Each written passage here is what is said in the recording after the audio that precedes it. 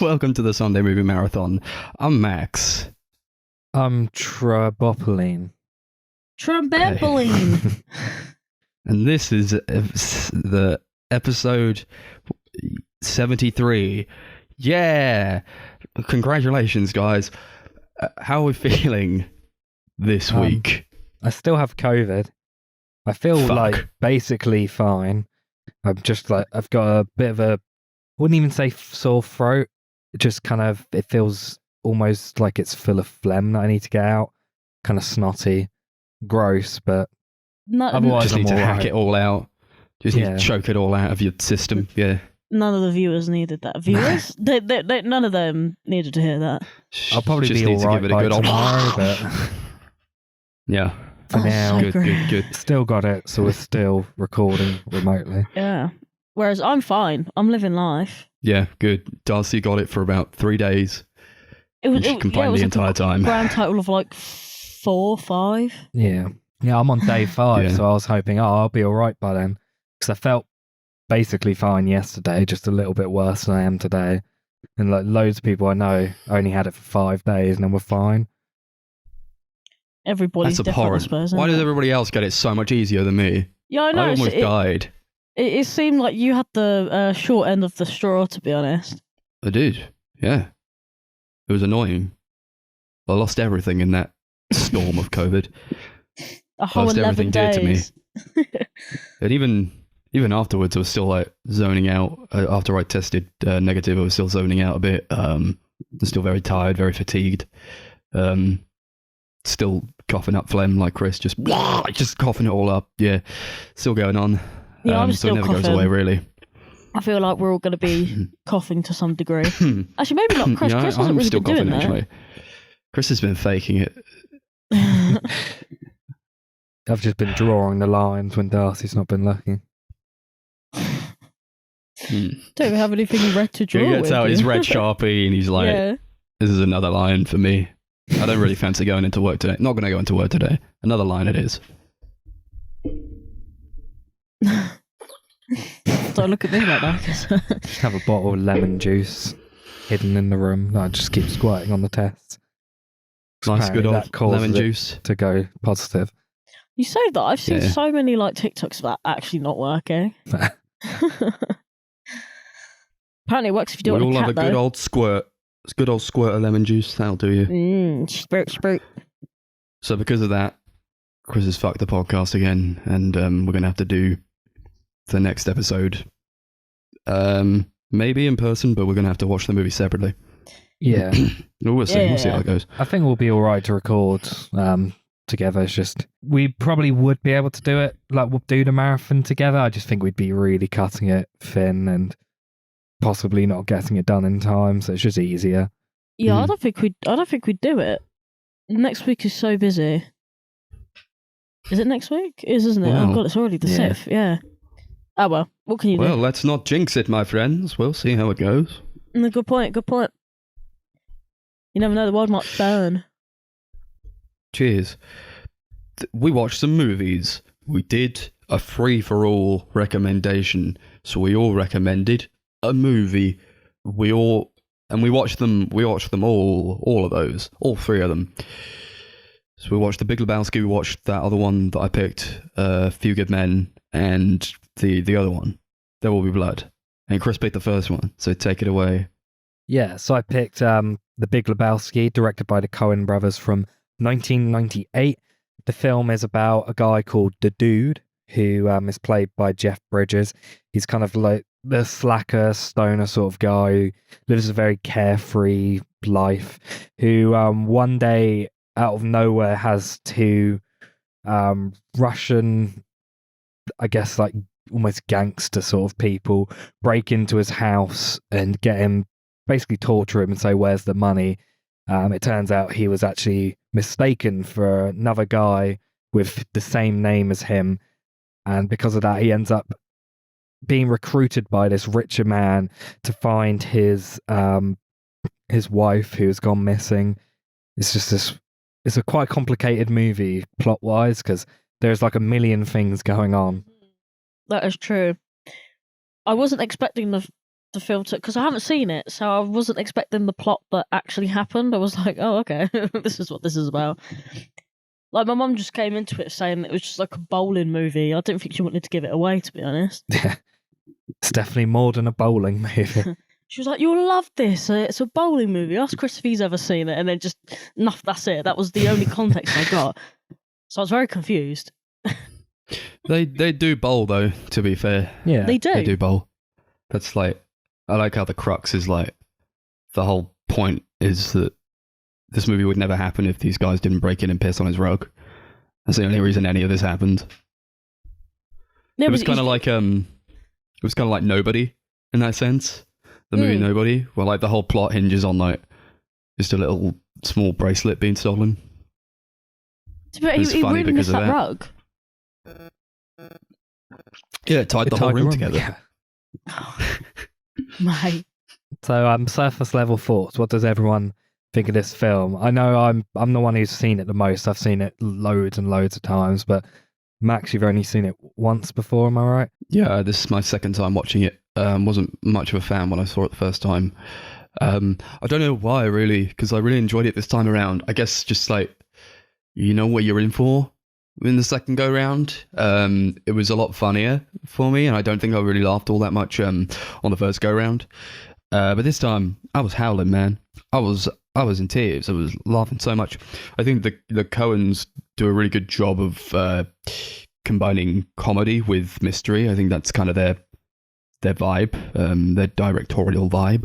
I really found it very entertaining. It's probably like really up there in terms of the Coen brothers filmography for me now. Yeah, I had a blast with it. Yeah, I found the first time I watched it, I wasn't super into it either. And I've spoken to quite a few people who kind of felt the same way. They thought the first time around it was good, but not amazing. And then, like, upon repeated viewings, they've really fallen in love with it. What did you think? Yeah, it's like a masterpiece, really.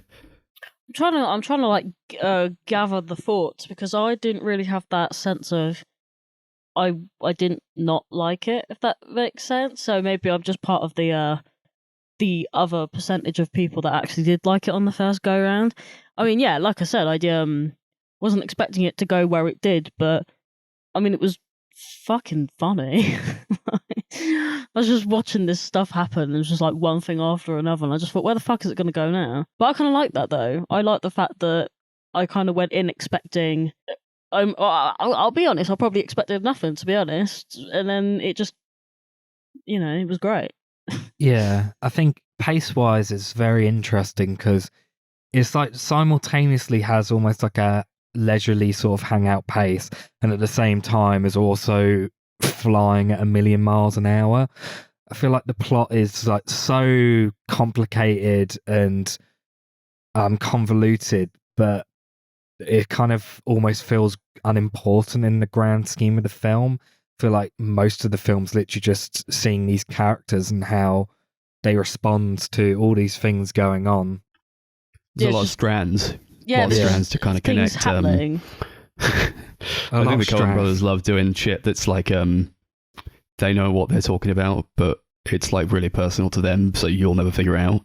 I found that when I watched A Serious Man recently. I was like, something's going on here, but I have no idea what's happening really. But they definitely know, although maybe they don't know. I don't know. I kind of like that everything is like, you want some kind of resolution at the end, but it's like it kind of refuses to give you one. It's like, yeah, and then like they all kind of went home and nothing happened. Yeah, one of them dies and they just carry on. Do you know with their what? life. I think that was the part that kind of threw me off the most. I wasn't expecting him to just die. Yeah, it's very like, subtle. what? Steve Buscemi. Yeah. Literally out of nowhere, but I feel like everything in this film that happens is out of nowhere. No, that is true actually. Like, but but in the context of the film, everything made sense up until the point where he's just like having a heart attack in the car park, and I was like, what the fuck's going on here, man? I mean, it does make sense in the actual context of like the scene, I suppose, but I was just confused. But I mean, I can't really complain because it kind of adds to the whole like, what's the other guy? Who's the other guy that isn't the dude? What's his name? I've forgotten already. Walter. What a fucking character that guy is. But that adds to it, really, because you think, oh, God, this guy's a fucking maniac. Yeah. But not even a maniac. He's just like... I think everyone has, like, that one friend that is consistently just fucking up everything but seems to get away with doing all the stupid shit that they do. He's very angry and set in his ways. He's like a Vietnam vet. And he's very like... Everything's about Vietnam. Everything is just there to piss him off, basically. He's just annoyed about everything and annoyed when things don't go his way, which it rarely does. I like the Shabbos thing that happens quite a lot. Yeah. Because he's Jewish. I don't do anything on the Shabbos. Yeah. It is the day of rest. Have you not fucking you got divorced years ago, and he's like, oh, so what? I just abandoned the Jewish faith because I got divorced. He's like always, I love that he ties everything to Nam. He's like, I didn't watch my buddies die face down in the muck, so this fucking strumpet, this whore.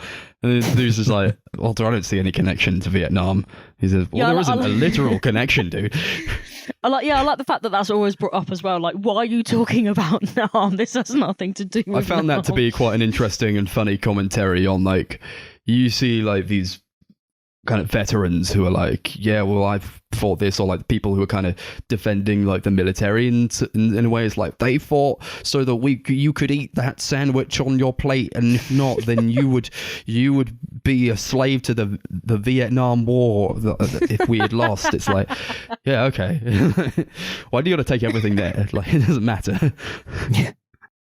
There's that great scene where he pulls out a gun at the bowling alley because he disagrees with one of the other people. Yeah, it's great. Like I say, it's just unhinged. I think the idea of like you saying that it's kind of laid back but also very like going 100 miles an hour is also tied directly into the dude as a character. I think he's probably one of the best characters in a movie. I think he's really great. And Jeff Bridges plays him wonderfully. He's like just this grubby guy who's like doesn't really give a shit about anything, and that's kind of like he's very laid back, so the movie's tone is quite laid back, but also he's thrust into this world where he has to give a shit about something, and like that's what makes the movie go so like fast. And it's weird because he's not exactly likable, but he's also really likable. Yeah, and a lot of the things don't even happen because he's caused them to happen. He's just kind of existing in this world, and all this shit's going on, and he's somehow getting sucked into it all. Yeah, it's kind of like he's just watched the drug deal, like murder go on, and he's just kind of... He's a conscientious objector. Yeah, he is so they say. Stand-byer. I like it though, that he's just so like... so chilled out. Like, I think, was it... Did you... I can't remember if you actually said this in this film or not, because we watched a lot of films, right? And you just went, if that was me, I'd just kill myself. I don't even remember if that was this film. I don't think it was. What? Maybe it wasn't. No, you wouldn't. Maybe it wasn't. Yeah. I don't know. Either it's way, like there was a lot to deal with in this progression. film. There's a lot of like really good progression, you know, it never kind of falters in a way. You're just kind of along for the ride, which is sort of what the character's doing as well. It's just like, I'm just going to see where this goes. Yeah, they never if really I get a rug out of it, that's fine. I feel like even at the end, there's progression in a story. That's like a common grew, theme with, you know. That's a common theme with the Coen Brothers movies. I feel no one it's ever like learns. Characters who go through shit and nobody kind of learns anything, but they're at the end and it's like, oh fuck. You definitely got on a journey, but I don't know what it means really, and they don't know what it means. They kind of just go home. Yeah, like, I think for me, the most confusing part was the bit at the very end where this like cowboy man is sitting there, like Sam Elliott. Yeah, He like, turns oh hi, this is a like story that almost the happened. narrator. And I'm like, who are you? And how do you know this man? And why do you know this story? I don't understand. He's just a fan. He's just a fan of the movie. He's like us, I guess. I love it. He's just watching the dude. He's like, yeah, that guy. I like that guy. He has like this weird monologue at the beginning. You don't see his face, but he's kind of narrating. And he's like, no, sometimes there's a man who just fits in with the time and place, and sometimes there's a man, and I'm not going to say a hero, sometimes there's a man, and I'm talking about the dude. Sometimes there's a man. No, I lost my train of thought. He just like loses his thought. He's like, oh, okay. Anyway, here's the movie. Yeah, it's really interesting. I think the writing, just generally from the Coen brothers, is incredible in this movie. It's like easily one of my favorite scripts they've ever done. Everything's just like so memorable. The characters are so well written. The film is like super, super quotable. There's loads and loads of lines in this film that I've heard like millions of times quoted. And it's just it's just hilarious, the whole film. Yeah. Say what you will about the tenets of National Socialism, at least it's an ethos.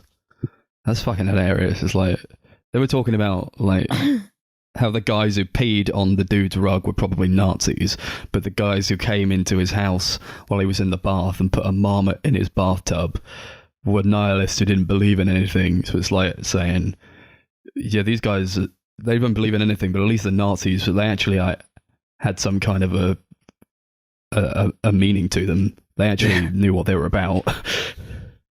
It was interesting for me watching this film now, because a lot of that stuff went over my head when I watched it before, because I don't think I've seen it since I was like 16, 17. I watched it a lot as a teenager, and that's the kind of stuff that flew over my head. I was mostly just laughing at, Walter going crazy about things. Yeah. That's what a teenager could take out of this movie, is John Goodman being insane. Yeah. I think. But I do believe there's a lot of subtlety going on under the surface. And I really like, I think this is probably my favourite performance by John Goodman. I think he pulls it out of the bag. Especially because I just watched fucking Speed Racer and he does absolutely nothing in that movie. So it's like such a interesting comparison. I don't know. Well, think of it this way. We just finished watching Monsters, Inc. Yeah. That was even weirder. He's also great in that. And Emperor's New Groove. He was in that also. Yeah, it's quite weird seeing him do something that isn't like... It was weird because he was just like swearing his head off the entire time. He's like, every sentence is punctuated with a swear word. It's like, I just didn't realise how little I've heard John Goodman swear before. But I like it. Yeah, he's really great in this film. This is apparently this is his favourite film he's ever been in. I don't blame him. Like, if you could like pick his films out of a lineup, but then I suppose if he likes doing that kind of film, this probably would be his favourite film, if that makes sense. Because I feel like his other films are a bit, I don't know, maybe they're a bit more well, he's in he's in yeah. quite a few Coen Brothers movies because he's like good friends with them. Well, to be fair, the only other one I've seen is Fargo, and I don't even know if he's in that film. Haven't seen it in a while. I don't think he is, no. Yeah, he's in Barton Fink. He plays, I guess, like this really weird, creepy guy. He's really good in that film. I love that. A weird, creepy guy. Well, I was about to explain the character he plays, and I realised it's like a massive spoiler, so... Oh, fair. Oh, okay, fair I enough. won't give it away in case either of you watch it, which I would highly recommend you do. But this guy, Walter, I do like when he pulls that gun out on that guy he's bowling with, and he's like, this is not Nam, this is bowling, there are rules. What was He it? gets like so invested in the dude's conundrum, like as if it's his own conundrum. You don't really know why. It's just like, oh, my buddies didn't die face down in the dirt for this. It's like, dude, this isn't your thing. Why are you driving him to this like location to drop off a bag? And he's like, I filled this bag with my underwear. I'm gonna chuck it over the bridge, and he does it. It's like, why are you here? Why did you do that? I kind of feel like he has nothing else to do, though. He gives me the impression that he's just there because this is his only source of entertainment, I guess. A lot of his solutions to problems are just like, let's just go bowling. Yeah. I mean, I'd go bowling. Yeah, I really love the progression of the character as well, like right at the end where you kind of see the character get broken down a bit.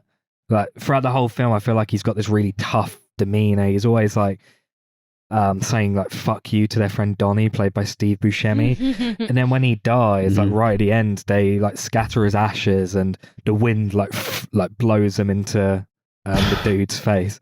And afterwards, you can like tell he's like actually really upset. He's just kind of really silent and gives him a hug. And that's like the first time you see the character like do something other than shout. And I think it's really interesting. Yeah. There was like a final fuck you though from the film. It's like putting the last middle finger up at you. Like, the ashes blowing in his face. She's like, oh, okay. And then Walter was still talking about Vietnam at Dolly's eulogy. Like, what the fuck was that shit about Vietnam? Like, telling you, the man's obsessed with Vietnam. God. Oh, Donnie wouldn't have died in Vietnam. Can't believe this. Yeah. But things just kind of solve themselves, you know. There's like that point where the dude's got the police over because like his car was stolen. He's trying to be like, are you going to find my car? And the police are like, no, probably not. And then like he was like, oh, also my rug got stolen. You going to do anything about that? And then Julianne Moore calls him and she's like, yeah, I'm Maud Lebowski. I'm the woman who took your rug. And the police are just like, oh, I guess that solves that then. That bit's so good. That's a accurate reflection of the police service, though, isn't it? Yeah. To be honest. They sold it themselves. Good thing we don't have to do it now. Yeah, there's that bit where they find the car and he's like, well, have you got any leads on who took it? And the police officer's like, yeah, we got a whole team of 4 men investigating. Working in shifts, day and night. He just laughs at him. Yeah. I think out of all Julianne of Moore was like, go ahead. Yeah, I was gonna say, I think out of all of the Coen Brothers movies, this is the one with the most interesting characters. Like, there's so many strange and like entertaining to watch characters. Really great actors playing, I think, characters who were very different for them, like show off their comedic chops. Like John Goodman, Steve Buscemi, who we've already talked about, but also you got Julianne Moore, which obviously Max was about to bring up. Philip Seymour Hoffman's in the movie and is great. I love John Turturro, who plays Jesus, the character. He's like, oh, he's so flamboyant and he's bowler. nuts. David Thewlis is in the movie as well, and I didn't recognize him until I looked it up. Who's that? Yeah, David Thewlis. Oh, yeah, right. Yeah, we didn't recognise him. Because I was like, Shane Bold. Yeah, I was looking through the cast. Who the fuck is this guy? Who's this? And I was like, fucking hell, it's David Thewlis. And Darcy didn't believe me. Because he looks very different. Yeah, and then he started speaking and we were like, oh, that sounds like him, though, doesn't it? Well, he's like Shade Bold. He's just like constantly giggling. Yeah. It's like there's absolutely no reason for this guy to be here in this scene. He's only there for this one scene. So he just like sat in a chair and laughing. And it's like, who the fuck is this guy? And the dude even remarked on it. It's like, what is happening? I kind of appreciate that, though. I feel like, I don't know, just having these random standbys just add to the fucking weirdness of this movie. Yeah, I do like the characters a lot. I think it's very much up there with Fargo in terms of that. I think those characters in that movie are really great as well. A lot of good character actors, you know, that you kind of get very much involved with. It never feels like, oh, you know, I'm watching Jeff Bridges or I'm watching John Goodman. It's like, these are just these people, you know. Yeah, that's my favourite thing about the Coen brothers, I think. That's why I'm a huge fan of them. They're one of my, some of my favourite films are by them. I think they've always just got really interesting characters in their movies, and they're always played very differently by their performers as well. It's a lot of weird shit. I think they like a lot of weird shit in their movies. There's like one part where Philip Seymour Hoffman is talking to the dude, and he's like looking at the picture of the kids. He's like, oh, these are Mr. Lebowski's children. He's like, oh, what, really? He's like, no, they're the little Lebowski urban achievers without the necessary means for higher education. And it's like, why'd you say that twice? Nobody ever comments on it. It's like, why'd you say that twice? I feel like, I don't know, that's the kind of thing, like, you don't know if it's scripted or like he just like made a mistake, but they just kept it in there. I quite like it though. Yeah. It's weird because it never happens again. Like, that's the only time that one thing happens, or like they repeat a certain phrase. It's just like, oh, okay, that happened. Yeah, maybe we're meant to ignore it. I mean, I didn't even pick up on it, to be honest. So maybe that's something that they're just hoping that it would go. I don't know. It was people's interesting. heads. I actually watched that part like 3 times over. I was like, he actually just said that like twice, but for no reason. And yeah, I was going to mention Julianne Moore because I think she's very good in this movie. I think she's a fantastic actor. He just kind of shows up and he's introduced in like the weirdest fucking way possible. She's naked and she's flying over this huge canvas and like flicking paint at the canvas. It's like she's an artist. Max. Yeah, that was cool. That was one of the more interesting ways a character has been introduced in a movie. Yeah, there was like, I was reading up, I can't remember exactly who it was, but apparently there was like a couple of famous like modern artists that she was based on. I know one of them was Yoko Ono, but I don't know the other one. Fucking shit on a canvas naked. Yeah. No, yeah. It's a very Yoko Ono thing to do. Yeah. I don't know what you thought about her accent. I thought it was like halfway between American and English, but it couldn't quite pin it down. I wasn't sure. Yeah, I wasn't sure what it was meant to be, but yeah, I mean, I guess it kind of does make sense. She could have been like British born, but obviously she lives in America, so maybe it's somewhere in the middle. But yeah, it's probably just more. It's just not the best accent. Yeah, but I think it's fine. Yeah, it serves its purpose. doesn't it? Yeah. Yeah. She came across me as quite like posh, so I don't know. Maybe the hybrid thing going on. Maybe just I don't know. It kind of made sense to the character, so I didn't really question it once again. I was just like, okay, this is a thing that's happening. The film is shot by one of the greats, Roger Deakins. Does cinematography in the film. I don't think all of it is like super creative or inventive, but there's definitely some really great stuff in the film. I love the intro where it's like the cameras are like following the bowling balls, like going down each lane, and like there's POV shots where you are the ball that I think are really interesting. Yeah. You are the ball. There's a couple of really great dream sequences. It would almost give you motion sickness. Yeah. Oh yeah, it was absolutely like kind of nauseating, to be honest. Yeah. Yeah, there's a couple of round. I thought it was cool. There's a couple of dream sequences that I think are visually really, really good. There's one where like the dude is flying through the sky and then like gets sucked into like the finger hole on a bowling ball and starts like rotating. And there's another one where there's like he dreams up he's in a porn film. Is that the one where he's helping her to bowl? Yeah. Yeah, that one was sick. It's like almost like crafted, like especially when it comes to the sets and visuals, like an old like 50s musical, like Singing in the Rain or something, and it's really great. Yeah, it reminds me of that scene in Singing in the Rain where they're in that like room and like everything is just kind of like that blank. like heavenly sort of thing. It kind of reminds me of that. You get the Gypsy Kings in there.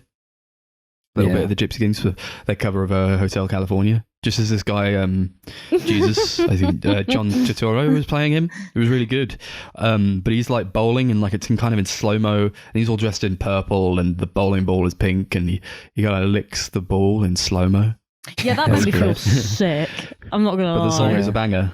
I really love that song. Yeah, I was saying to Darcy years and years ago when my mate Callum first learnt to drive, he used to play that song in the car all the time. And I remember there was one like car journey where we were in the car maybe for about an hour and half of that he literally played that cover on loop. Do you know what? I honestly didn't even know it was that song. Yeah. Is it in Spanish? Is that what it is? I don't know. Either way, I didn't realise it was that song until the chorus came in and I was like, oh. Yeah, I really like the Gypsy Kings. I think they're a French band who sing in Spanish, I think. Oh, okay. Yeah. Interesting. Yeah. They're really great. Yeah. I actually love the soundtrack just generally. The musician T-Bone Burnett acted as the music consultant and kind of helped the Coen brothers establish the dude's taste in music. Like selected all the music as if they were going through what they think the dude would be into. Like there's a Bob Dylan song, The Man in Me, that plays a few times throughout, which is a really great song. And he also like decided that the dude should hate the Eagles. Do you know what? I was just about to say that because there's that bit where obviously they're doing Hotel California and then later on he goes, oh, I hate the Eagles. Yeah, he's like in a taxi and he's like, can you turn off the music? I've had a really bad night and I fucking hate the Eagles. The taxi driver chucks him out. Like basically fucking like assaults him out of this taxi.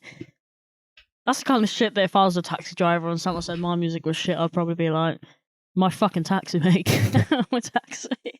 I think the music just really fits the film because it does have a like ultra American vibe, and I think the music, which is just like all like old 70s classic rock and Americana and stuff, just really fits that vibe. Yeah, I feel like it. Yeah, it kind of fits his like demeanor as a person. That's hard to explain. Very grimy. There was a point where they're just trying to find out shit, so like they've tracked down this kid to his house. His homework was in the dude's car when he got it back after it had been stolen. So he just goes up to this kid and he like starts swearing at this kid in his house, even though he thought like the father had stolen the car, but his father was like, or his grandfather was in like this kind of incubator and like he was on life support. It was really funny, and then they have to like destroy the car that was outside of the house because they thought the kid bought it with the money that he stole from the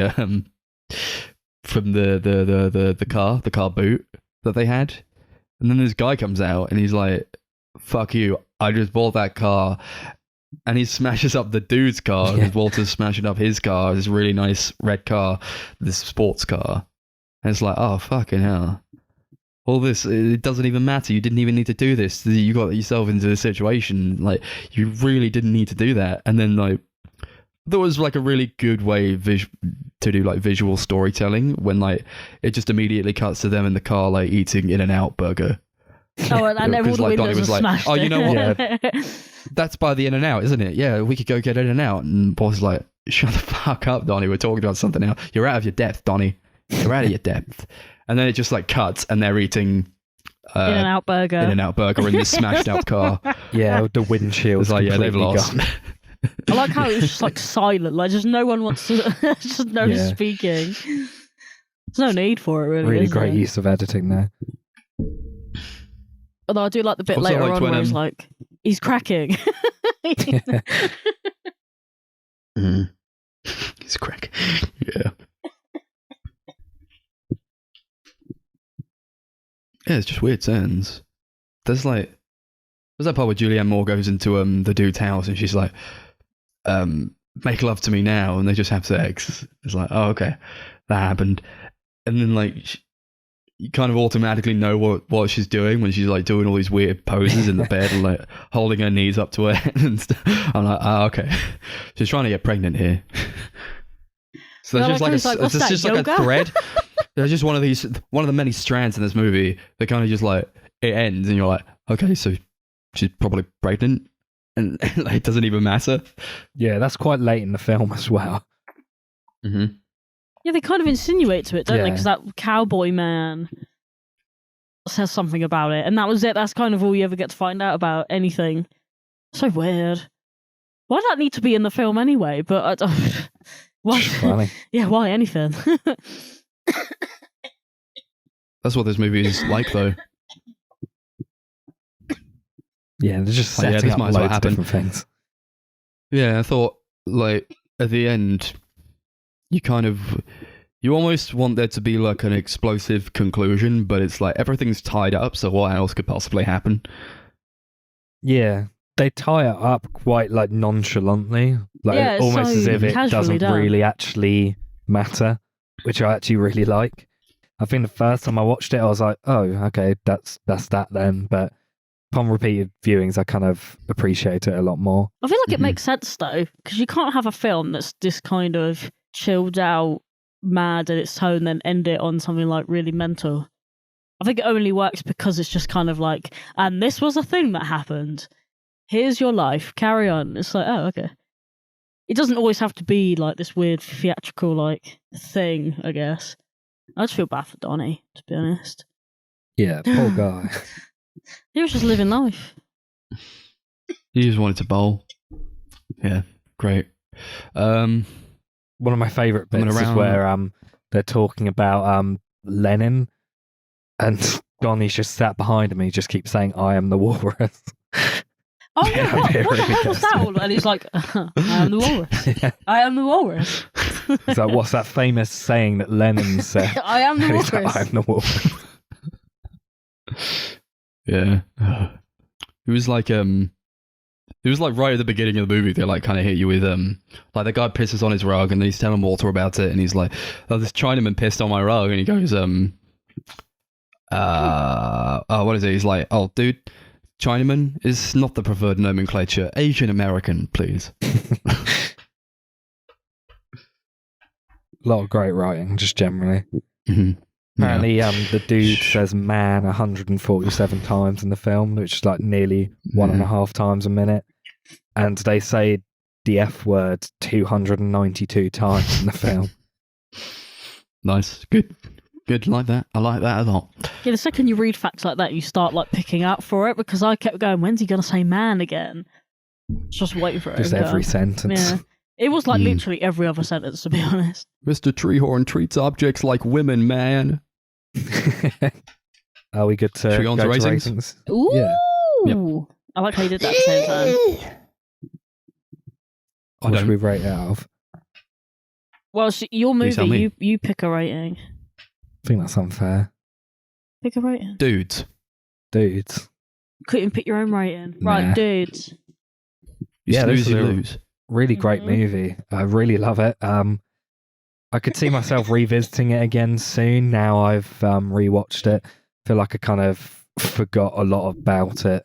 And just rewatching it, I realised how much I really loved this movie. It's one of my favourite Coen Brothers movies. They give it 9 dudes out of 10. Welcome to the Hotel California. Such a lovely place. Yeah, really good one. One of the Coen Brothers' best. I'd watch it again. Probably pretty soon. It's just like it is quite a hangout movie, because you're just kind of going along with these characters who are really well written and very well acted. I love it. I'll give it 9 dudes out of 10. Yeah. I was just debating whether I think I would watch this again, actually. It's fun. Yeah, it's one of those films that I feel like it doesn't outstay its time either. Like I didn't feel like I was watching it for however long it was, if that makes sense. It kind of felt kind of quick. Kind of like one of those films that you could just watch again. You could just have it on in the background while you're doing something, like I was doing yesterday. Originally I had it at 8, but I'm going to change it to 9 dudes out of 10. Woohoo! 9 all round. Thanks, Coens. Okay. I picked a movie. It's called A Few Good Men, and it was released in 1992, and it was directed by one of the great directors, Rob Reiner. And this is a movie about Daniel Caffey, who's a military lawyer in the US. He's played by Tom Cruise, and he has to defend 2 US Marines who are charged with murdering one of their fellow Marines at the Guantanamo Bay naval base in Cuba. And it's kind of this courtroom drama, trying to figure out what really happened. A lot of twists and turns. Was it premeditated murder? Did they mean to murder him? And how are they gonna? How is Tom Cruise gonna get these guys off? How did you come Yes. to actually pick this movie, Max? Did you just look at your collection and go, yes, that is a movie? Look, man, I just looked at my collection and I thought, there's a movie I haven't watched yet. I just kind of want to get through the movies that I haven't watched that I own. So yeah, this is Yeah, I need to picked do this that. one. I Do you heard, know what? I heard it was a good one also, and I like Rob Reiner. I think he's one of the really good directors. And Chris and I were arguing that Chris thinks he sucks, and I think he's awesome. I didn't say I think he sucks, He just said he's made a lot of shit. Do which is true. you know what, Perhaps, though? but he's also made a lot of really brilliant movies. Yeah, I'll be of honest, course. though. This actually was pleasantly surprising. I mean, Mm-hmm. I mean, to be honest, not that I've ever really heard of this film before, to be honest. But I don't know. No? I read the plot of it, and I was like, okay. Yeah, I think I read the plot and was like, this is either going to be really interesting or really boring. When I found out Aaron Sorkin also wrote it, I was kind of hesitant, because although I do like some of his work, I just was worried that this would be a bit too much like The Trial of the Chicago 7, which is another Mhm. courtroom movie which he wrote and directed.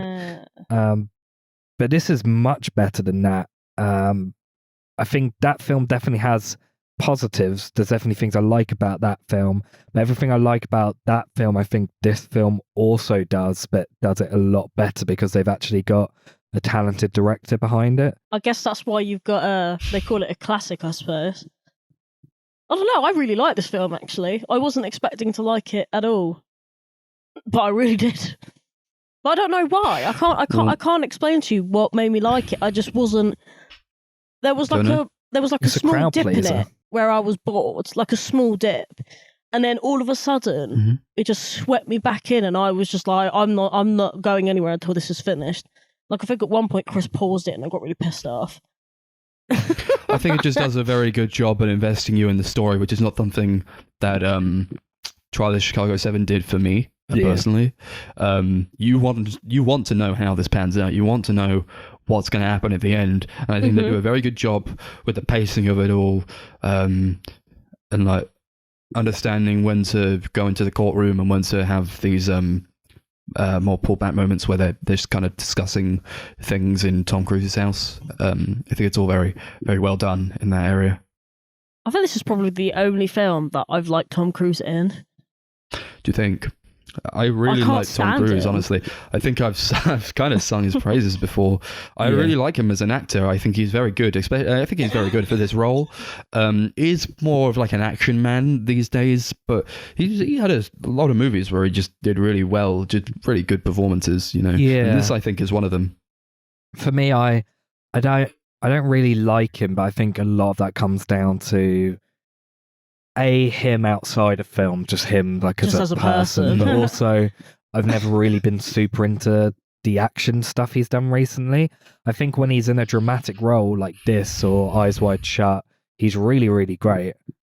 I think the only other thing I've seen him in that was kind of drama based wasn't he in one of those like Interview with a Vampire? Was he not in that film? Yeah, that's the only other thing I've seen him in that hasn't been like Mission Impossible based, I think. And he was alright in that film as well, actually. I mean, credit where it's due, maybe he's just been in the wrong films for me. But yeah, as a person as well, he's a questionable character. Sure. I think I'm more in referencing more his like acting capabilities. I think he's now more known as an action man, but you know, he's very good in these dramatic roles. You know, he's very good in A Few Good Men, very good in Eyes Wide Shut, Magnolia. Just like, I think he works especially well for this role. As kind of, he's very young here. He is. How old is he? He looks like he's 15. He's so baby. How old is he? Yeah, it sounds about right. 30 at the time. He's 16 now.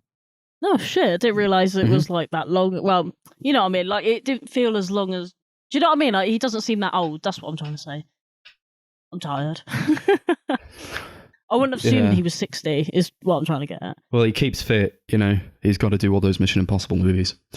So he's got to keep fit for those. I think he's a very good character. Just someone who's kind of... He's got something to prove, you know. He's kind of out of his element in a sense. He's kind of been thrown into this murder trial that he didn't think was going to fuck with him in this way. He's kind of living in his father's shadow, who was like a really great trial lawyer, I think. And he's never really been in a courtroom before, so this is kind of throwing him out of his element. He's got to kind of figure things out. And I think he does a very good job at portraying this character as someone who you do root for. Yeah, he's kind of like a underdog. Like, he only gets picked because they kind of think it's going to be like an open and shut case where it's going to be solved really quickly. The government are going to get the result that they want.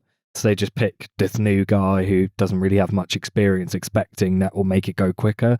But he puts up a fight and he ends up kind of revolting. And I think that's what makes it, like I said, a crowd pleaser. So you're really rooting for this guy, and once he wins at the end, it's very triumphant. Well, I nearly had me the whole way through the film, and then they bring out that there's like this little ball of cheese that they present to you. Oh, well, when he salutes the guy right at the end. You don't need a badge. What was it? You don't need to be a naval officer to wear a badge of honor or some shit like that. I can't remember. Or you don't need a badge to have honor or something. That was really cheesy. And me and Chris just looked at each other and I thought, my God, man.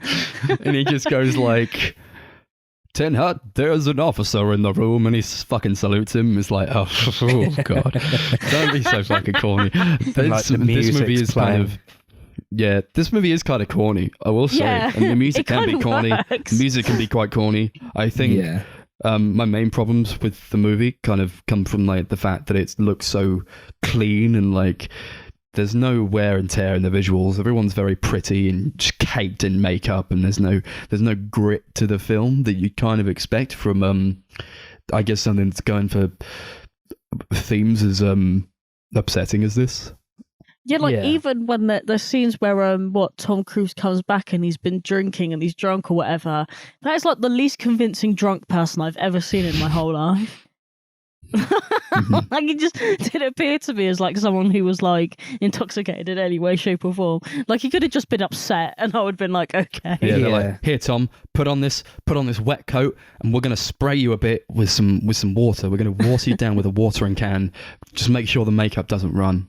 Yeah, like waterproof makeup and just like this can of water. Yeah, I have to say, in terms of like filmmaking and the way it's made, I think it is a well-made movie, but had the script not been as great as it is, I don't think the film would really work that well, because there's not really much going on past the acting and the writing for me.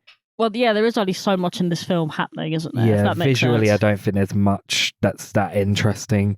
I really did not like the music. I was glad that it's used quite sparingly throughout, but when it is used, it sounds very, very of its time and quite cheesy. Yeah, like the first note on Chris's like list was very 90s score, and I was like, yeah.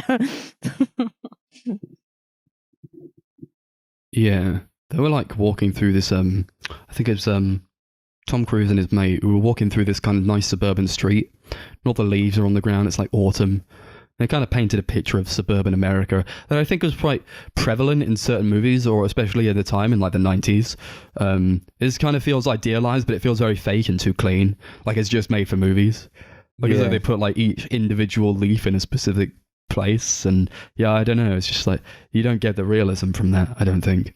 It feels like a movie. Yeah, exactly. A good movie, but it feels like a movie. Yeah. But I do think Aaron Sorkin's script is really, really fantastic. I think this is some of his best writing. It just kind of, I feel like this kind of just encapsulates all of his skills as a writer, just when it comes to the dialogue. It's very intelligently written, and I can see like the legal and military talk getting quite overwhelming for some people. Maybe at some points I didn't really understand like all the legalese and all of that sort of stuff. But I think there's like a lot of like great setups and callbacks later on. Like there's a scene like, early on where he says that he's like one case away from getting a set of steak knives, and later on when they think they're going to lose what's her name, Demi Moore's like, sorry, I lost you that set of steak knives. There's a lot of great stuff like that. There's a lot of really famous quotes throughout as well, like the "you can't handle the truth" line. I'm gonna piss in your dead skull. Yeah, that was great. That one was actually better. I wish that one had become the famous line. That was like iconic. Like someone read it in a review, and I went, "Nah, surely he doesn't say that." And then like, it was a bit later on, but it was quite funny. Yeah, I mean, everyone's heard the "you can't handle the truth" line. I do think it was a very good line, though. It is. Like the whole dismantling of Jessup is played by Jack Nicholson. Puts on this really great performances as like kind of terrifying guy you don't want to fuck with. Yeah, he's barely in the movie, but he like steals every single scene he's in. Mm-hmm.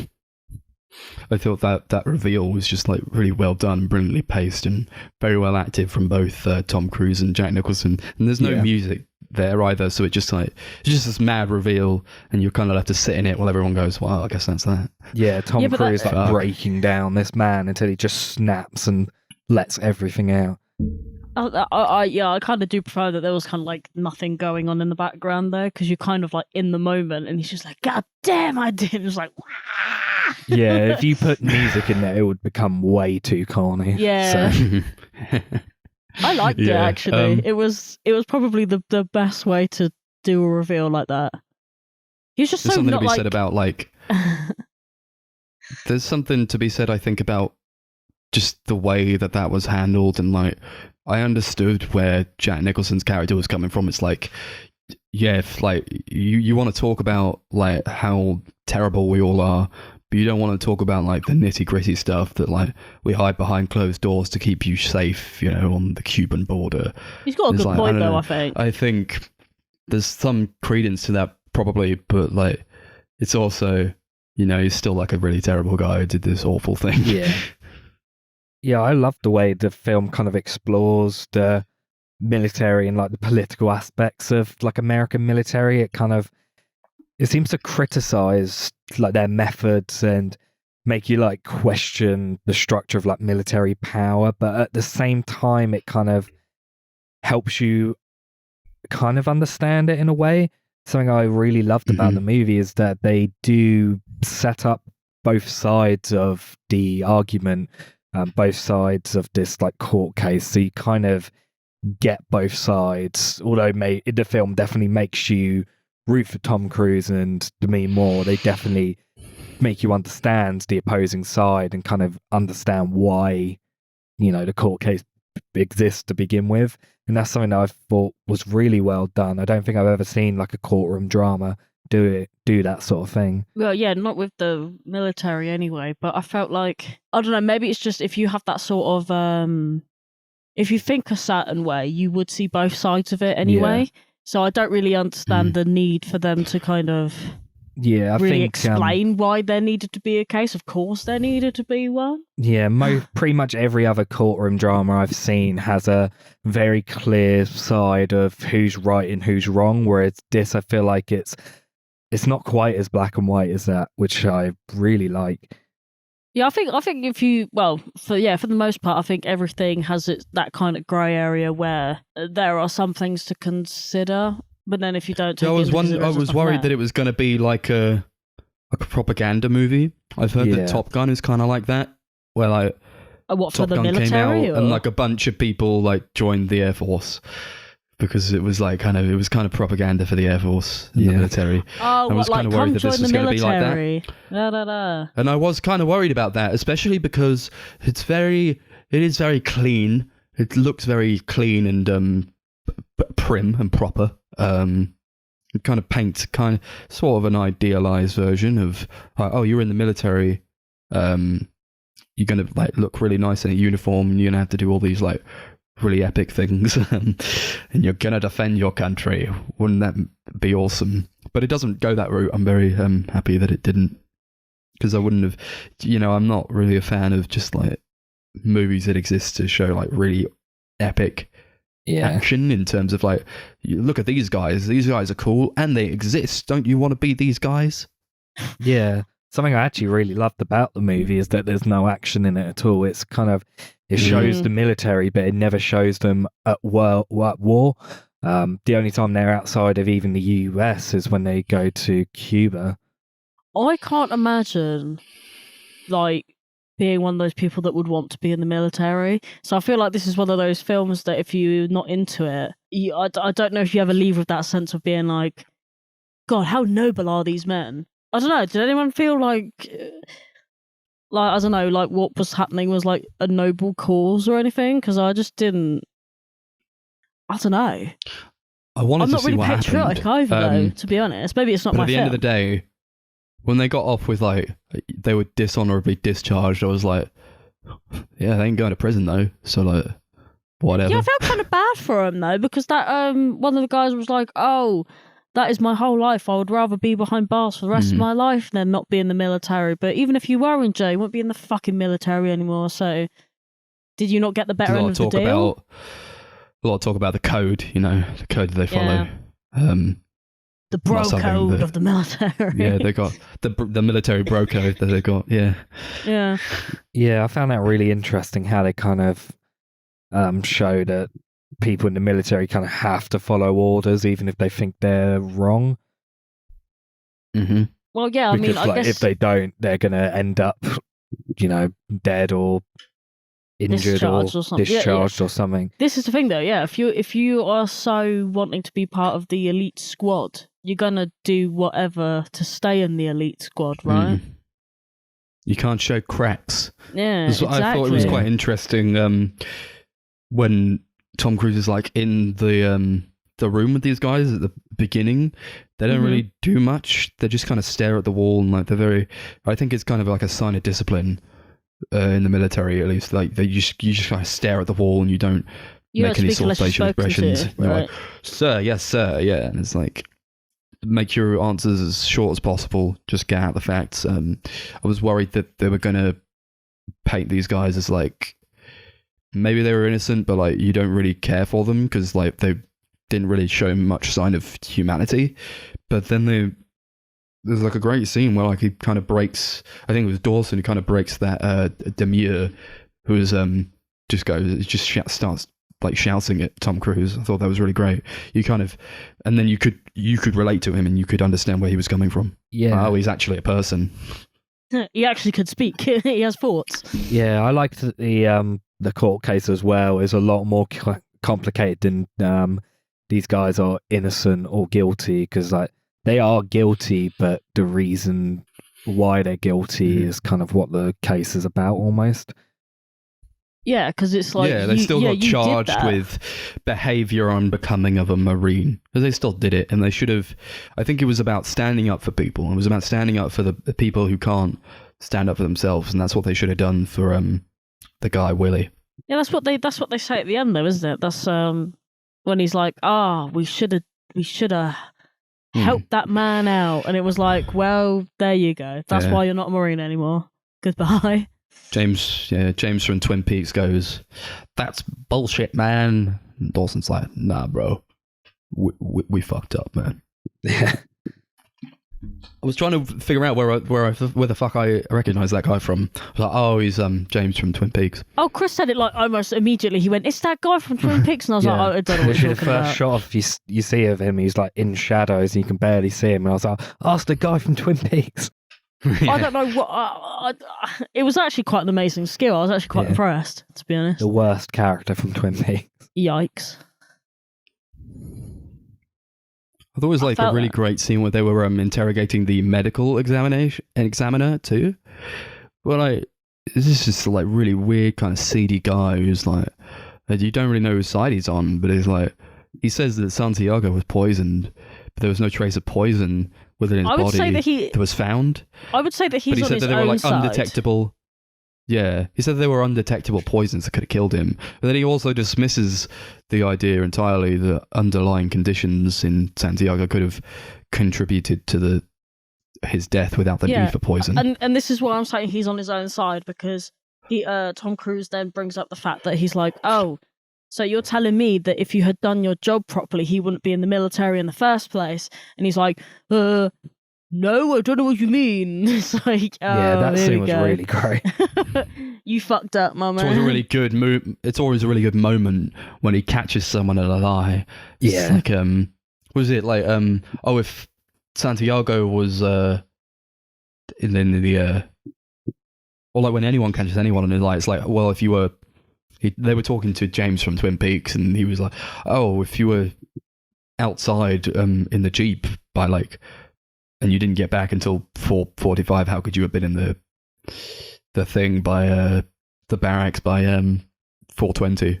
It's like, oh fuck! Every time I love it when he just starts screaming. It's like, how? I didn't actually. I didn't hear the order actually, like firsthand, and I was like, fuck! Why didn't you tell Tom Cruise that?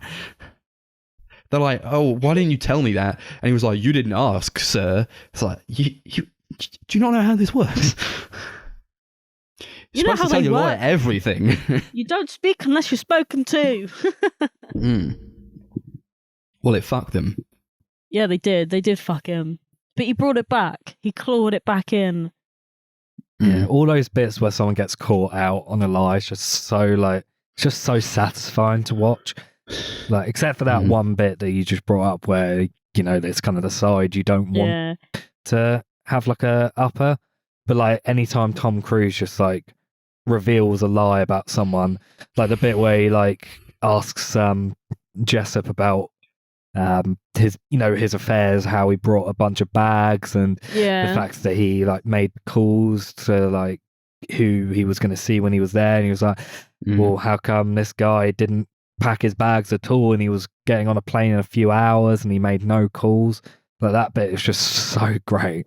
Yeah, it was. I like the way he replied to that as well. He was like, maybe he's just an early riser. Maybe he doesn't have any friends. I was like, oh, for fuck's sake.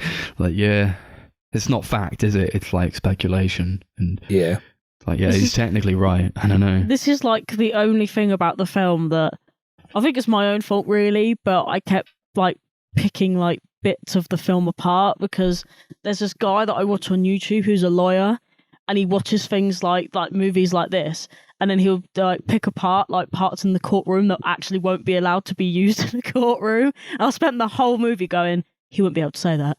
He wouldn't be able to do that. That's a character reference. You can't do that. And I was just like, I'm ruining the movie for myself because I kept doing it.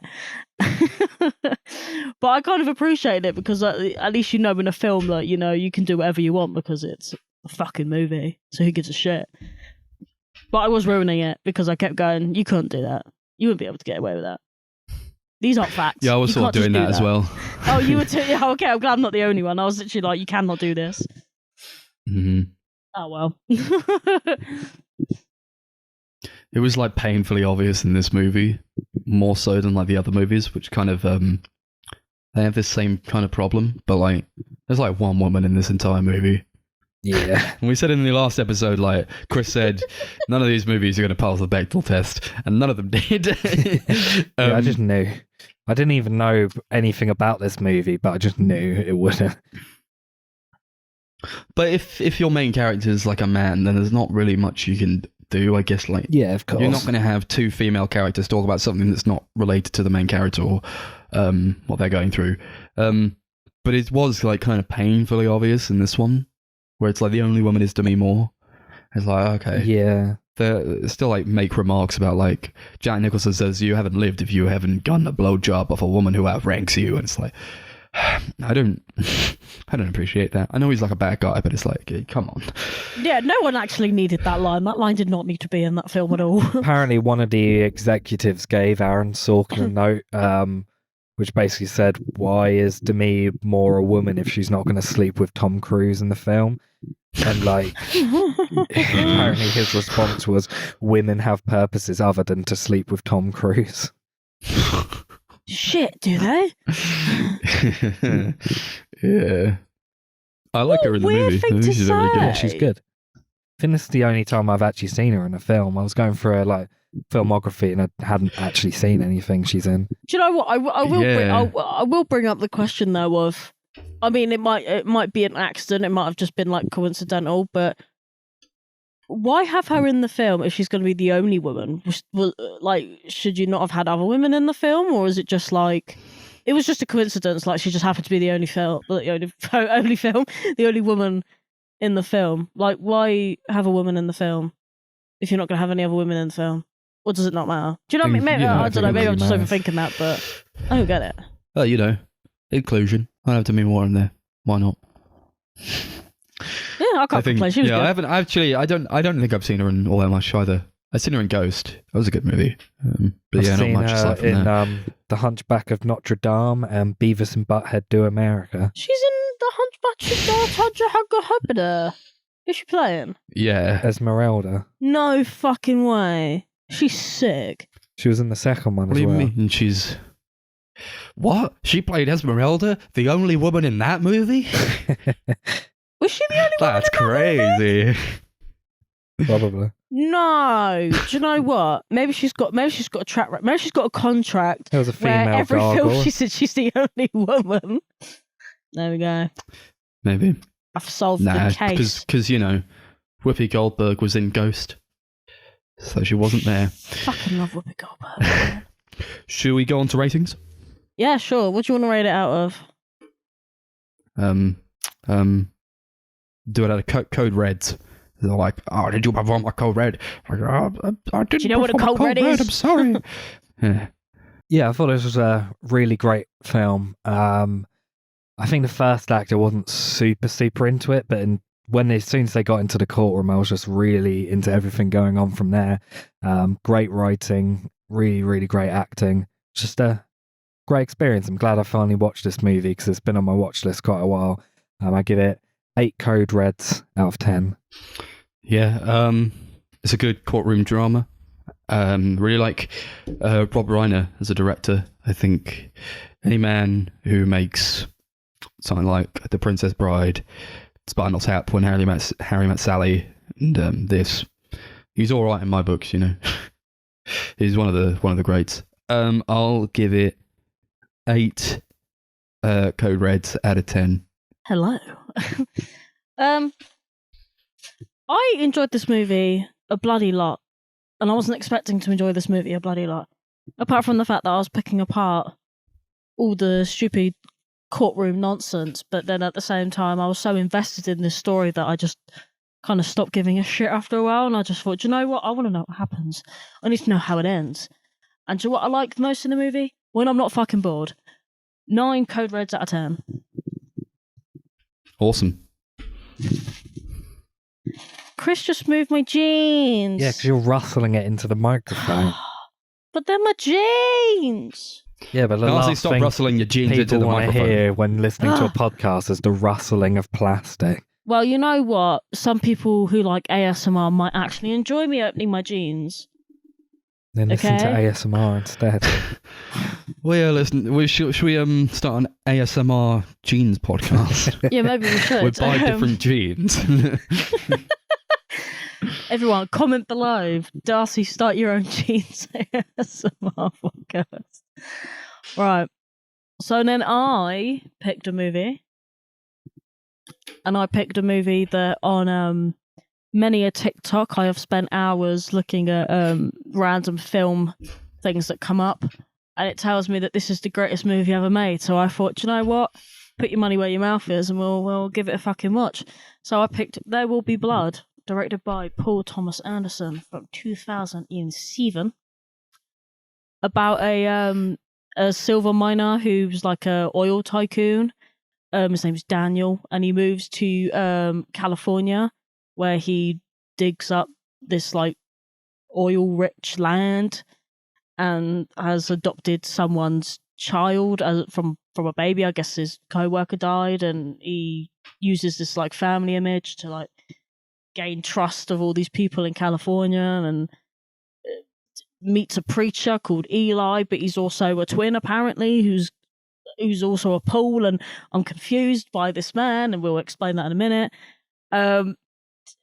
Yeah, I don't even know what actually happened in this movie. Can someone explain it to me? Because I'm lost a little bit. I'm not gonna lie. Just vibes. Vibes.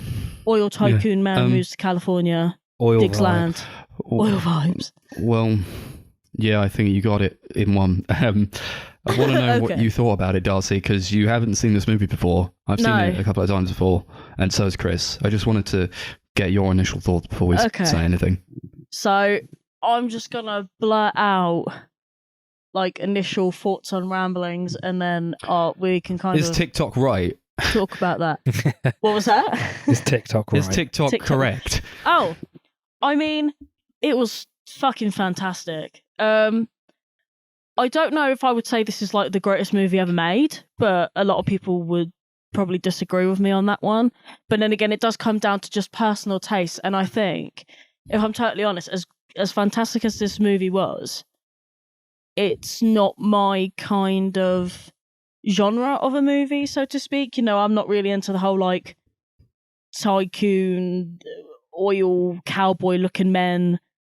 You know what I mean? Like You say that like it's a huge genre with loads of movies. No, but I mean like it's The not, oil genre. it's the oil genre. No, but I just in terms of like so if I'm honest, if I had seen this movie in like a film store and I read the plot of it, I wouldn't be picking it up, is basically what I'm trying to say. But now that I've been forced to watch it, I've been pleasantly surprised by how like much I liked it. Like Paul Dano's fucking sick in this movie. Yeah. Some of the acting is like really over the top, and I really, really like it. A lot of it was really interesting. There were, like I said, there was like a couple dips here and there where I could have easily have just been like, God, I'm fucking bored. But I wasn't bored. Okay, what it more was that unless something was happening, it was a bit slow for me, if that makes sense. But I think that's to be justified because it needed to build the story. But I'm not It's a someone long with movie. yeah, I'm not someone with patience, I'm afraid. However, it was fucking fantastic. There you go. Yeah. That is my It's an initial epic. rambling. It's very long. Yes. There's a lot happening. Yes, But I feel like it all kind of serves its purpose. yes. There's it never a does. moment in this movie that I think is unnecessary or takes too long. I think for me, I'm never bored watching this movie because I think its pace is really great. It just kind of seems to be constantly moving or doing something. Even when it slows down a bit, you kind of understand why it's slowed down. And you know what? There are actually some points in this film, right? And I don't normally pay attention to this kind of thing because I don't know. I'm not like a avid movie knower, so I don't really talk about like directing and frames and stuff. But there were some like really cool like frames of like these are kind of like a Daniel Day-Lewis and kind of like these almost like silhouette kind of things with like fog behind him and shit.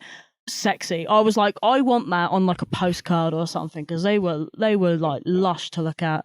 But other than that, it was just kind of like, oh, everything's like like strange. It's like either really gritty or really pretty. There's almost like no in between. Yeah. Especially like the scenes with the oil where it looks like they're just covered in like actual shit.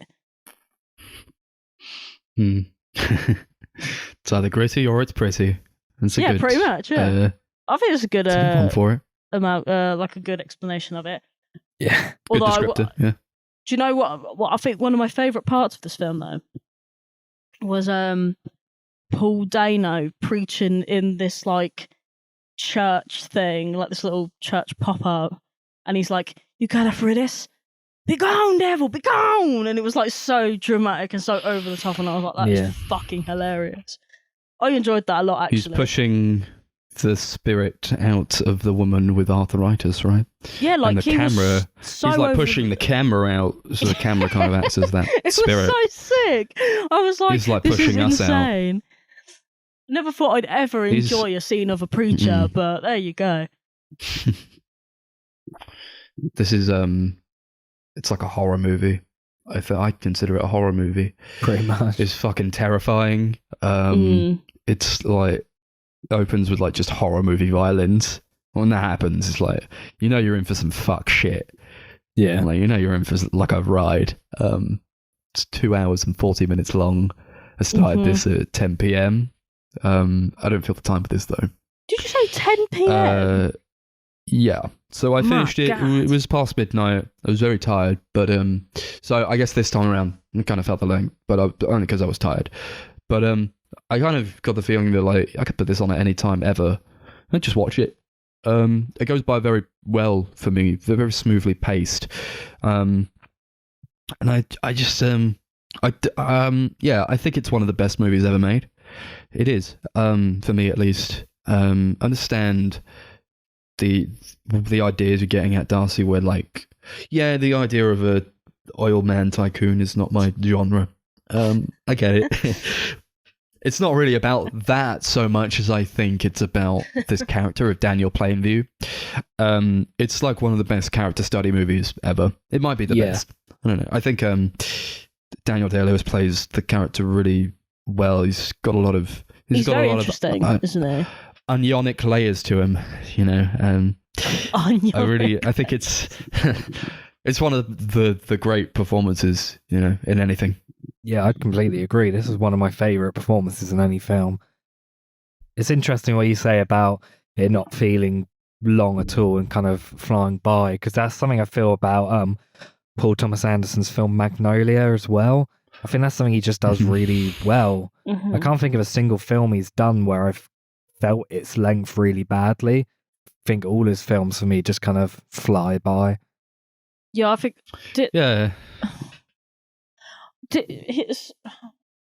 No, sorry.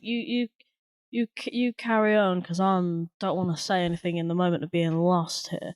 Okay. Oh no, right, no, because I was just thinking about what films I'd seen of his. Sorry, and I'm like, do I feel the length of his films? And I'm like, I do a little bit, to be honest, but I don't know whether that's well, let's from be the honest, length of Licorice Pizza, of course. Yeah, like is this is this an ADHD thing, or is this just genuinely his films being fucking long as hell? I mean, apart from this, you haven't really loved any of his movies, have you, that you've seen? No, Except for actually, Punch no, Drunk that's Love. true. Punch Drunk Love was good, but then I haven't seen The Master, and I probably should. But then it's another one of those films that looks like it's about 4 fucking years long. It's not that long. I think it's just over 2 hours. Yeah. I watched that for okay. the first time the other day, actually. That was good. A good one. Yeah. No, that was it. That was basically it. I just wanted to know whether it was just a me problem or whether it was just like his films are just long.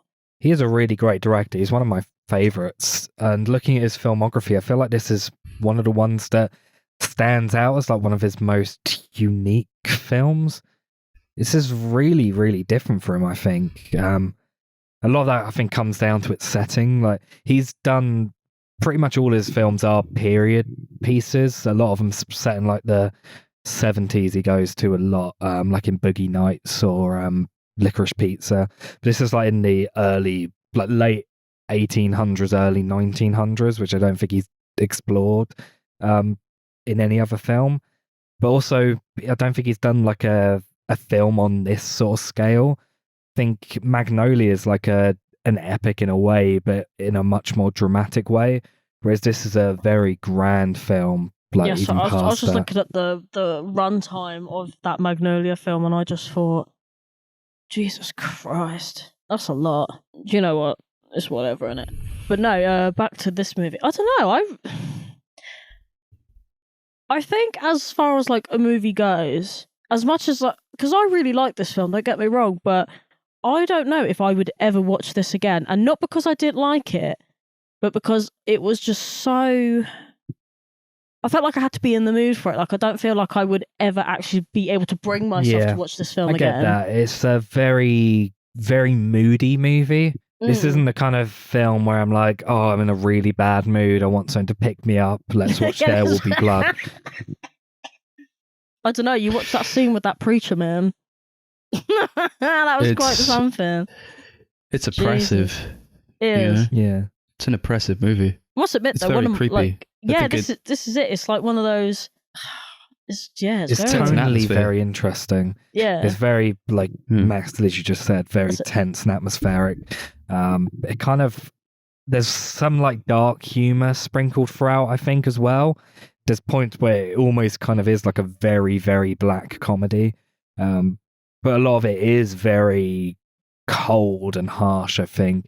You kind of feel the weight of everything going on.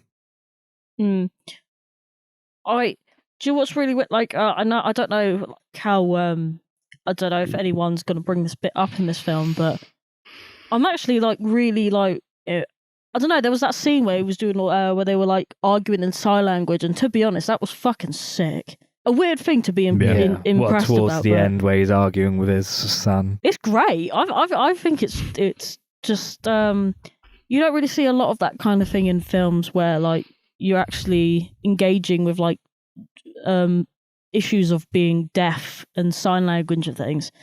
And I just thought it looked really like cool. Like they were just arguing, and it was just like this most simplistic thing, but like it's always so different when there's obstacles, and it's, I don't know, it was just really visually interesting to just watch. Well, you see him snap when there's an obstacle put in his path that he can't solve with either just kind of plain talking or the money that he has.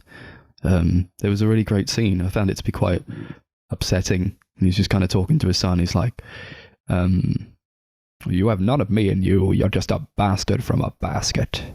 It's like, fuck, man. He's like basically telling him like, yeah, he never really loved him.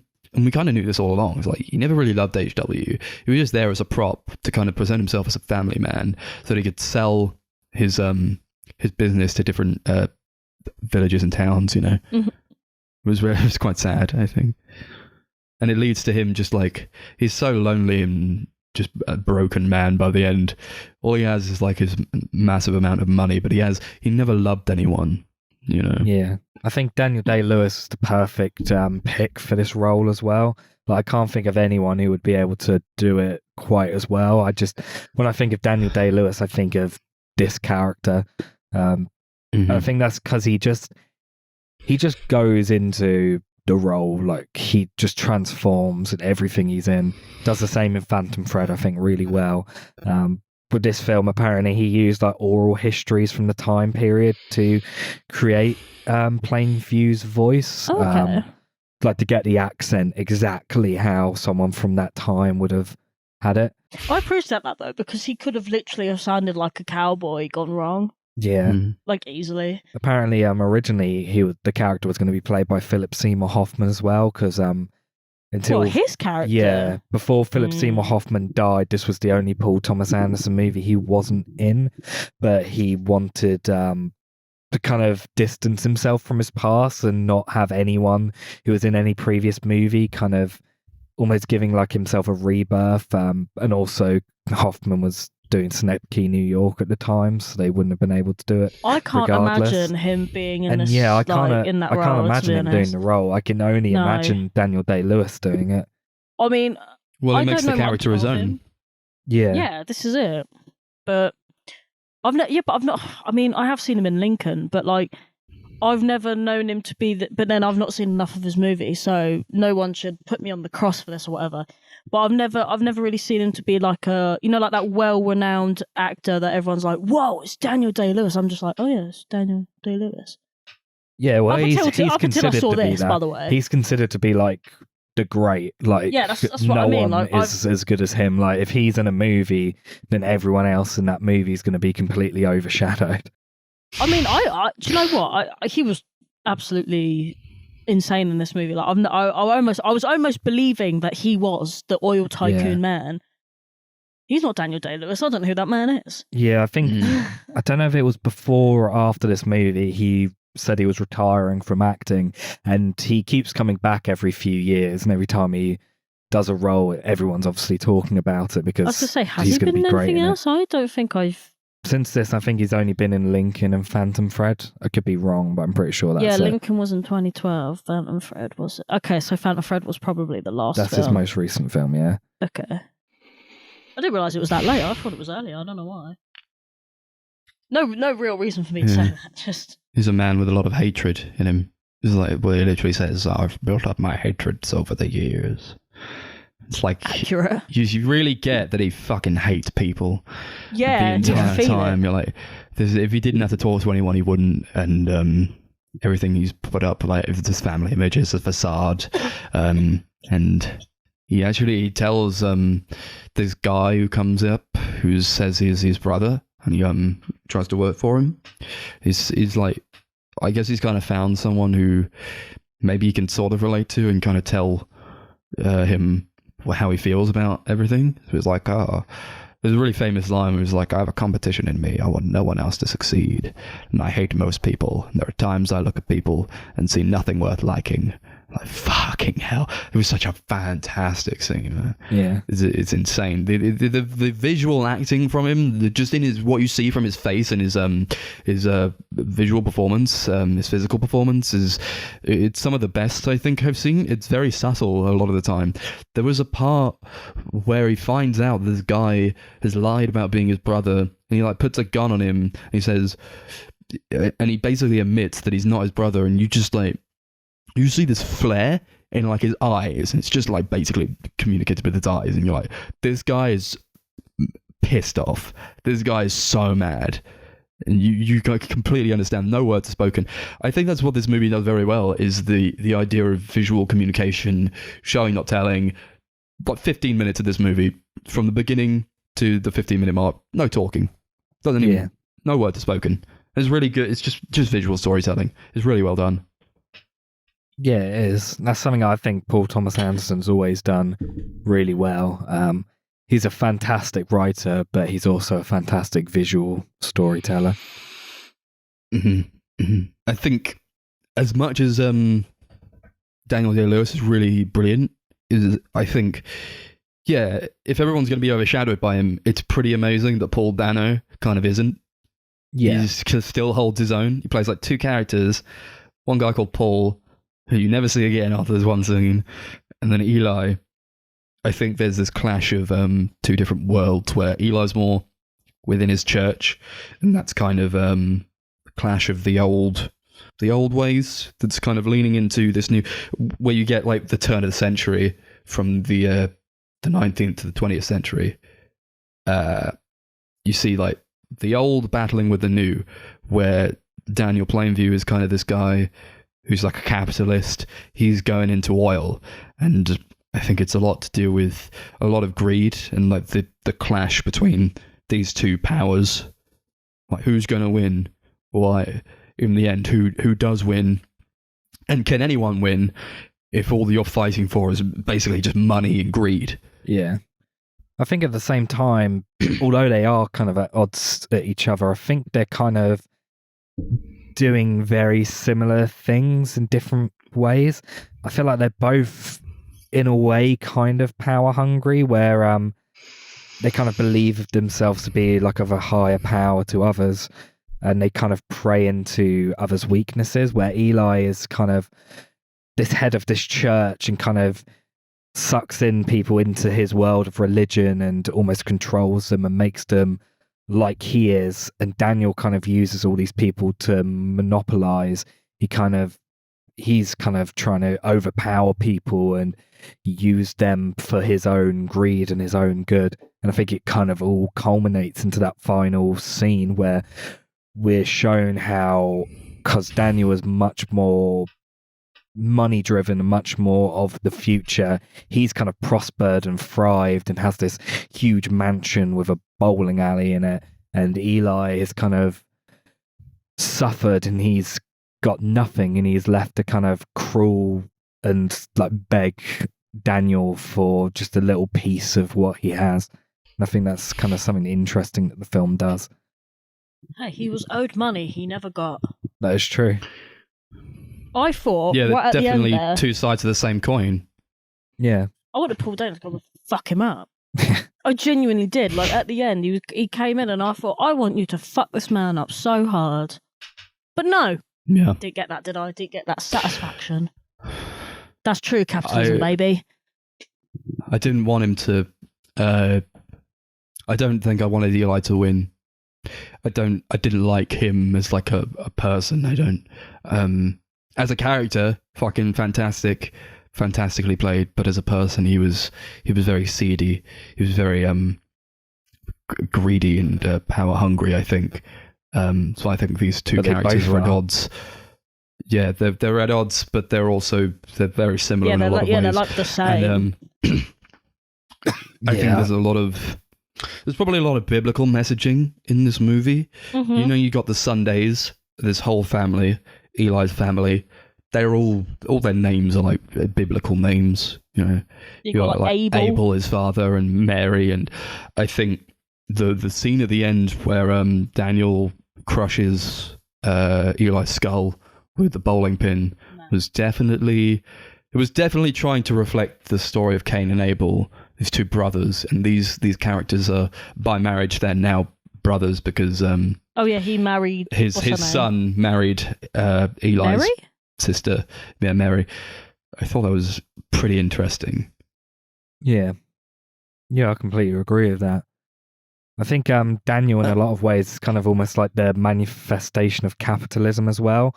Like, he has this real like big fish eats little fish attitude throughout, I think, and a lot of that is shown kind of through this battle of him being a corporate businessman and Eli being much more of an evangelical.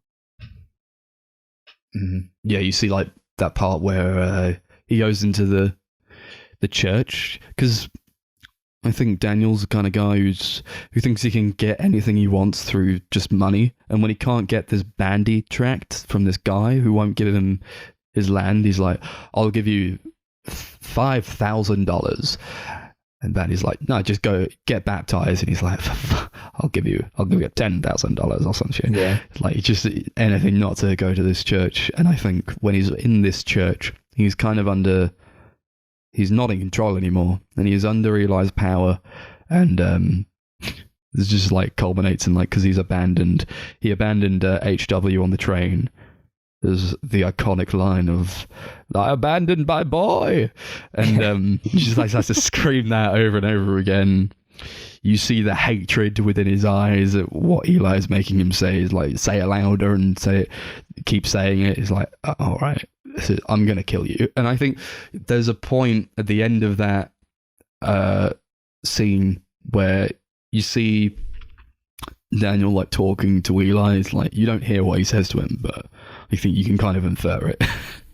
Yeah. You're gonna tell him he's gonna fuck him up. Yeah. You see Daniel throughout kind of using people and using their weaknesses, and clearly only going after people who he knows he can best.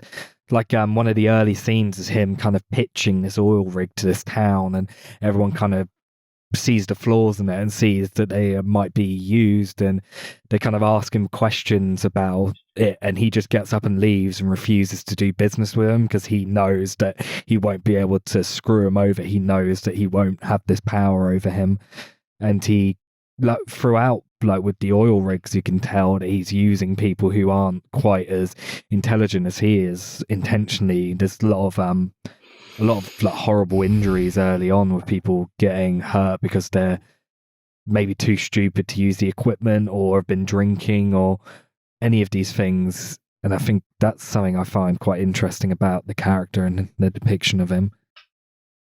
Certainly, yeah. And I do like this kind of idea of like these two warring parts, and where you have Daniel Plainview getting baptized in the church, it's reflected in the end scene where Daniel makes Eli like renounce his faith. He's like, "Oh, I'd like you to tell me that you're a false prophet and that God is a superstition." And he wants Eli to abandon his faith, so he has nothing anymore, and he kind of wants to bring him down to his level. And I think he says it just so he can get like the oil drilled in like this part of the neighborhood, just so he has like more money coming in. There's still that greed within him, and I think it was just like a fantastic scene and really brilliantly acted. He just like kind of denounces everything, and it's like, oh well, that part's already been drilled. It's like, you just dismantled this man's entire life and his philosophy, and you didn't give him anything. It's fucked up. It's a great scene. Yeah, that final scene's like one of my favourite final scenes in any film. Just fantastic. Sorry, kid, we've already drilled that whole bit. Has Eye on the oil. Really famous milkshake line, whereas I've got a straw, and it goes all the way over into your milkshake. I drink your milkshake. I drink your milkshake. Well. Yeah. I appreciate it. You're not the chosen brother, Eli. It was Paul who came to me. And Paul's like rich beyond his wildest dreams now, because he's an oil man too. I think he wasn't going to play Eli. I don't think Paul Dano was going to play Eli. But then like Paul Thomas Anderson was like, we're going to give you a bigger part. Because he was only playing Paul before, and then he made him play Eli. So that's why they're identical twins. Yeah, I think apparently Daniel Day-Lewis had like almost a year to prepare for the role, and Paul Dano was given like a week, like a week before he found out he was going to be playing Eli as well, to prepare and get ready for that role. And like, considering how incredible he is in the movie, that's like really impressive. He's a really good actor. Yeah, I think this is my favourite performance from him. I'd agree. He's fantastic in this movie. Something else I really love about the movie that we've barely touched on yet is the score, composed by Johnny Greenwood, who I'm a huge fan of anyway, and I think this is one of my favourite scores of his. Pretty sure was his first feature-length score as well, in like a proper film outside of documentary. It's like filled with really droning, aggressive orchestral sounds and strange percussion and electronic sounds as well that give it like this really mechanical, heightened sense of dread, which I think is just fantastic. It's killer, man. It's so menacing. It's like an animal moving to pounce. I think it's an insane score. I thought the scene where the derrick and the oil rig explodes, is probably one of the best. I think that's probably one of the best scenes ever in anything. Yeah, I'd When agree. that oil rig explodes, it's like burning down. I think it's one of the best scenes in cinema. It's got so many incredible shots, and you see Daniel's reaction of kind of, he's just saved his son, but his son is deaf, and he still kind of just like leaves him there to just gape in awe at the explosion here and all the fire, because he's kind of like, he's experiencing so much joy because like there's clearly so much oil here, and I think he just like that shot of his face covered in oil as he's lit by the fire is just like, oh fucking hell! It's like one of the best shots ever. I think it's really like the edges are kind of like glimmering with this orange glow, and you see his face covered in oil. It's fucking insane, and Yeah. also it's followed up by just like this shot of him from behind as they blow up the rig. That was fucked up. That was like a really interesting shot. It's just kind of like pulling back a bit as they blow it up. Yeah, I think it's just like fantastic, honestly. Yeah, visually, I think the whole film is fantastic, but that's definitely one of the standout scenes. The cinematography is by Robert Elswit, and I think he does such an incredible job. That scene is like filled with so many memorable images, and there's loads of other ones throughout the film. I think that film also just shows off just how great the coloring is as well. Like it feels very natural and gritty. And there's a lot of like strong blacks and oranges, especially in that scene, which I think really fit the film's tone and setting perfectly. It feels kind of that time in a way, although it does have like quite a sheen to it, quite a veneer. But I'm never thinking this is like a modern movie. I don't feel like it could have come out like it just emulates that side of history so very well. Yeah.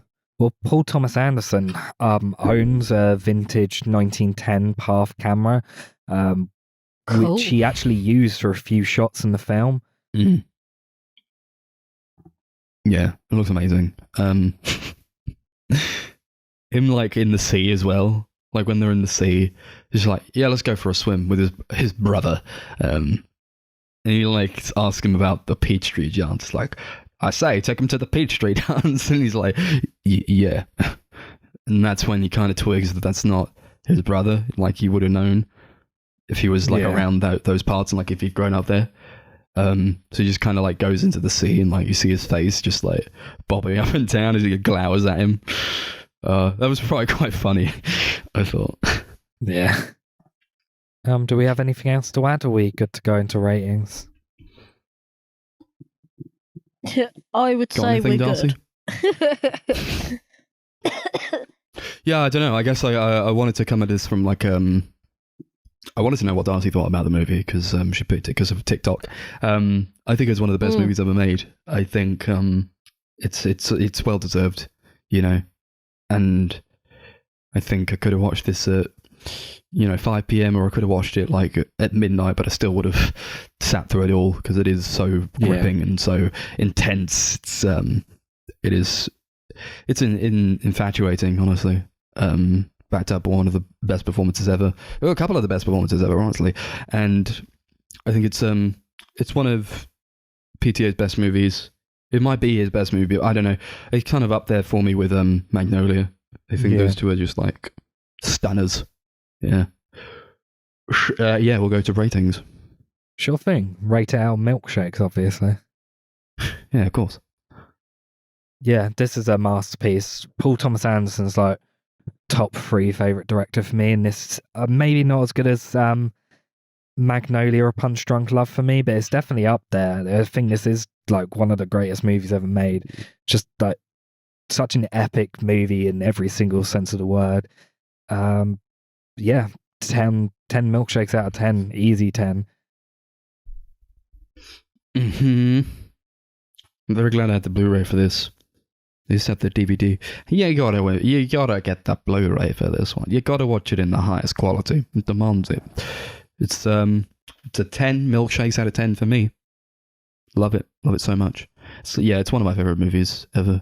I would watch it over and over again. It is kind of one of those. let's see. Sometimes TikTok has its uses, you see. I mean, it was definitely an experience. I'm glad I watched it because I don't think in any other scenario in the world, I don't think I would have ever have watched it, like of my own accord anyway. So sometimes it's good that this podcast makes me kind of choose something and go, okay, I'm going to sit here and watch it because it was a really great film. Yeah, I'm not sure I'd be like in a rush to watch it again anytime soon, but that's more of a me thing and nothing to do with the film itself because the film is like great in almost every way. So I'm going to give it 9 milkshakes out of 10 milkshakes. My milkshakes. Cool. Milkshakes. Yeah. Cool. That's that. Apologies. We've got 2 wheels to spin this time around. Oh If you knew. yeah, it's a show wheel today. Yeah, so if you're just tuning in and you don't really know what this podcast is about, every week we spin a wheel and it tells us what we're going to watch next week. This time around, because it's two weeks away from episode 75, we're going to do season 1 of a show, and it's going to tell us what show we're going to watch. Should we do that one first? Yeah. I've got the film one up already. Okay, we'll do the film All one right, we'll do the first. film one. It's basically the same thing. Okay. I'll turn the sound What on are we so I watching can next time? spin it into the we microphone doing it and from the people the, at home can hear. We get to hear We're the doing clapping. it from the one that's we can watch it alone. Yeah. Okay, cool. So we've got the at-home movie list. Oh, that's very loud. Whoa, there it goes.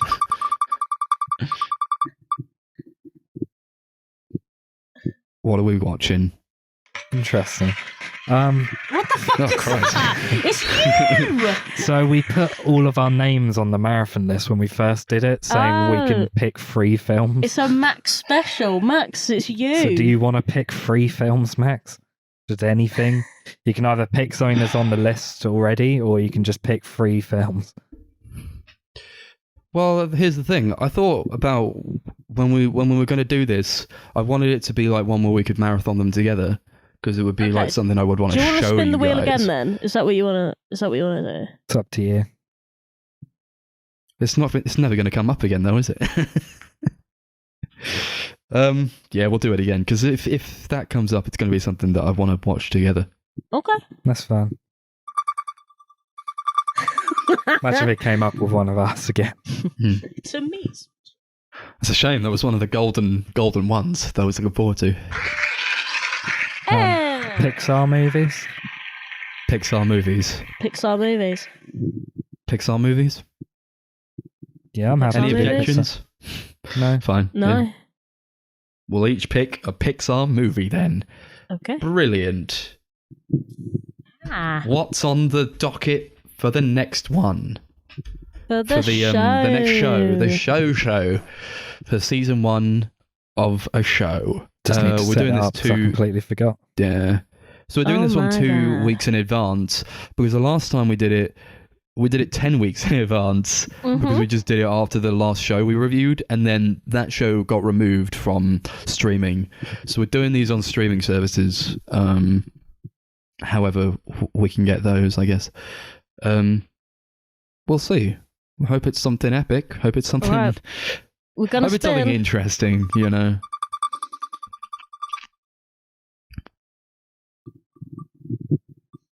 What? Holy fuck! High School Musical, the series. Okay. Awesome. It's a Disney shootout this Yes, week. Disney special. 2 Disney shit in a row. It's 2 Disneys in a row, okay. So Alright. we got that one. We got the Pixar ones, and you'll Mhm. find that out. Yeah, it's probably going to be in the description of this episode. Just look Yeah. there. And then in 2 episodes' time, High School Musical, the show. It's High School Musical, the Season 1 of musical, that. the series. Yeah, don't get that mixed High up. School Musical, very the important. musical, the series. Okay. Brilliant. All right. Okay. Great. That's that then. We got social media. YouTube is the Sunday Movie Marathon. Twitter is at Sunday Movie Pod. Facebook is at Sunday Movie Marathon. And Letterboxd is at Sunday MM. Capital S, capital M, M. Any final words? COVID forever. Thanks, milkshakes. Okay.